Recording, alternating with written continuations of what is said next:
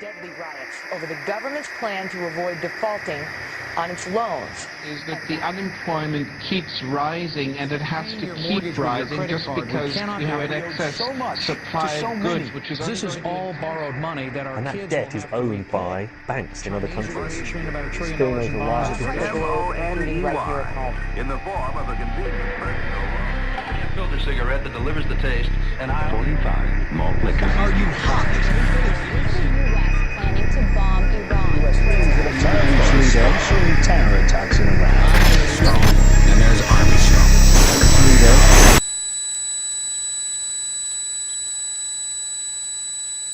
Modern psychology has a word that is probably used more than any other word in psychology. It is the word maladjusted. Maladjusted.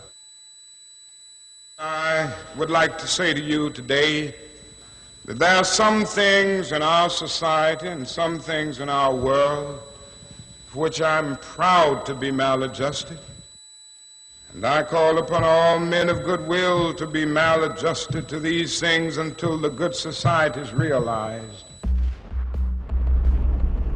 You know, economists are in fact not economists at all. They're propagandists of money value. This system is more wasteful than all the other existing systems in the history of the planet. So you're really dealing with not an economic system, but I would go so far as to say an anti-economic system. The problem we have is essentially the financial money sequence system. It's a system disorder, and the system disorder seems to be fatal. There is no profit under the current paradigm in saving lives, putting balance on this planet, having justice and peace or anything else. Disease supports medicine. It supports doctors and hospitals. But if you really were able to eliminate most diseases, you would eliminate professions as well. You have to create problems to create profit. Crime does create business. We have now roughly 2 million people incarcerated in this country. Many of them are in prisons run by private corporations who trade their stock on Wall Street based upon how many people are in jail. But that's a reflection of the culture in which we live, in which we've all, to one degree or another, endorsed. I think the biggest barrier would be the values that people are taught to uphold that system. At the social level of life organization, it isn't a genetic program or a genetic defect. It's a value system disorder. What you have to understand is that the intellectual culture of a society actually reflects the power interests in that society, the dominant perspective. In the past, throughout almost all of human history, the main threat to human survival was nature. Today it is culture. Not only does structural violence kill more people than all the behavioral violence put together, structural violence is also the main cause of behavioral violence. Some colleagues at Harvard studying this suggested that inequality acted as a social pollutant because it affects almost everyone in society. The immune system cannot recognize the invasive cancer, and it takes over the whole body until the body collapses.